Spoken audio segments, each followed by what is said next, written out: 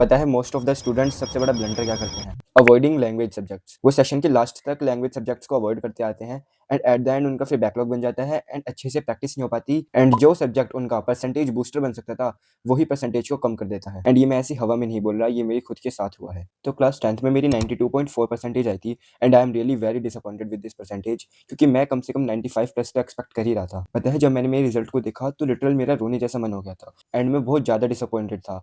And जब मैंने मेरी हिंदी और इंग्लिश की मार्क्स देखी तो ये तो टट्टी है। तो अगर आप भी ये मिस्टेक्स रिपीट ना करके अपनी परसेंटेज को बढ़ाना चाहते हो तो ये वीडियो एंड तक देखना, क्योंकि आज की इस वीडियो में मैं आपको वो हर चीज़ बताने वाला हूँ जो आपको लैंग्वेज सब्जेक्ट्स के बारे में पता होनी चाहिए। तो अगर हम पहली बार मिल रहे हैं तो hi everyone, I am a class 11th grader and started this channel with the motive to help you all in your class 10 journey. तो आज सबसे पहले बात करते हैं रिसोर्सेज के बारे में। फर्स्ट, आपसे चाहे कोई कितनी ही रेफरेंस बुक करने को बोले, चाहे आपके फ्रेंड्स बोले या टीचर बोले, बट आपको एनसीईआरटी पे स्टिक रहना है एंड आपको एनसीईआरटी ही बार-बार रिवाइज करनी है। क्योंकि कुछ पर्टिकुलर सब्जेक्ट्स जैसे कि लैंग्वेज सब्जेक्ट्स में एनसीईआरटी बिल्कुल बाइबल बुक होती है एंड इसके बाहर से एक शब्द नहीं आता। इनफैक्ट अगर आप एनसीईआरटी की लाइन्स लिख के आते हो, उसी के वर्ड्स लिख के आते हो, उसी के फ्रेजेस लिख के आते हो, तो आपको डेफिनिटली ज़्यादा मार्क्स मिलेंगे उस स्टूडेंट के कंपैरिजन में जिसने खुद से कुछ भी अपनी घिसी-पिटी लैंग्वेज बना के लिख दी होगी। सेकंड, आपको क्वेश्चन प्रैक्टिस करनी है एंड जब आप क्वेश्चन प्रैक्टिस करोगे तो आपको पीवाईक्यू एंड कॉम्पिटेंसी क्वेश्चंस पर ज़्यादा से ज़्यादा फोकस करना है। क्वेश्चन प्रैक्टिस आप कहीं से भी कर सकते हो, लेकिन जो आपको करना ही है वो है पीवाईक्यू।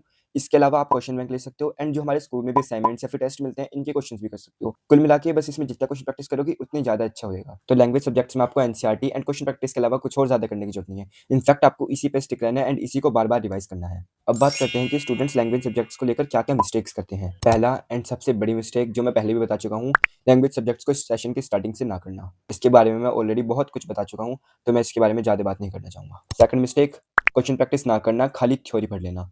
अगर हम खाली थ्योरी पढ़ेंगे तो हमें पता ही नहीं चल पाएगा कि हमें कैसे क्वेश्चन को टैकल करना है, क्या अप्रोच होनी चाहिए, क्या हमें लिख के आना है एट द एंड एग्जाम में।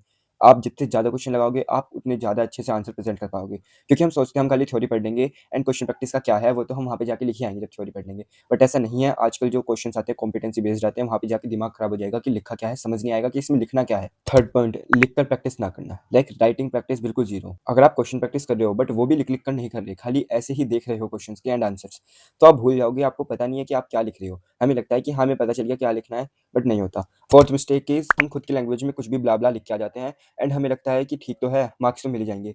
बट लैंग्वेज सब्जेक्ट्स में स्पेसिफिकली मार्क्स होते हैं कि आप क्या कीवर्ड्स लिख रहे हो, किस टाइप के कीवर्ड्स हैं या क्या लैंग्वेज यूज़ कर रहे हो। अब मिस्टेक के बारे में तो बहुत बता दिया, अब बात करते हैं टिप्स के बारे में। सो फर्स्ट टिप इज़ कि आपको लैंग्वेज सब्जेक्ट्स डेली पढ़ने हैं। मैं ये नहीं कह रहा आप डेली हिंदी भी पढ़ो, इंग्लिश भी पढ़ो, आपको बट 1 से 2 घंटा, ज़्यादा टाइम ही नहीं, डेली 1 से 2 घंटा लैंग्वेज सब्जेक्ट्स पढ़ना है। Second tip is maximum writing practice. आपको राइटिंग प्रैक्टिस जितनी ज़्यादा हो सके उतनी ज़्यादा करनी है।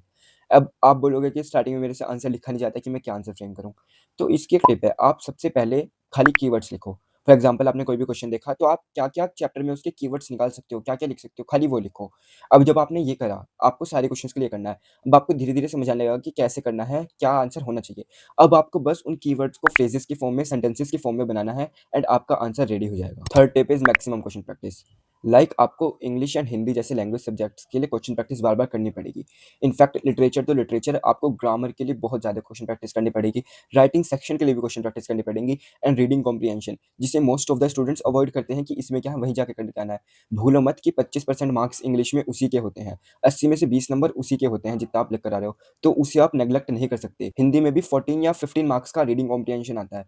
तो हम वहाँ पे भी अवॉइड नहीं कर सकते क्योंकि 19-20% तो वहाँ भी आ ही रहे हैं इससे मार्क्स। फोर्थ टिप, आपको कीवर्ड्स बना लेने हैं। आपके कीवर्ड्स 2-3 वर्ड्स से ज़्यादा नहीं होने चाहिए एंड ऐसा होना चाहिए कि आप इन 2-3 वर्ड्स को देख के आसानी से पूरी वो 1 लाइन याद कर सको या वो 2 लाइन याद कर सको। अगर आप कीवर्ड्स के नाम पे एनसीईआरटी की लाइन ही छापे जा रहे हो तो उसका कोई फ़ायदा नहीं होगा। आपको एनसीईआरटी की लाइन्स लिखनी है बट स्पेसिफिक लाइन्स लिखनी है, ऐसा नहीं है सब लिख डालो। बाकी आपको और किस टॉपिक पर वीडियो चाहिए कमेंट्स कर देना एंड ऐसी और अमेजिंग वीडियोज़ के लिए सब्सक्राइब कर देना एंड मिलते हैं नेक्स्ट वीडियो में। तब तक के लिए पढ़ते रहो, हेल्दी रहो। Thank you.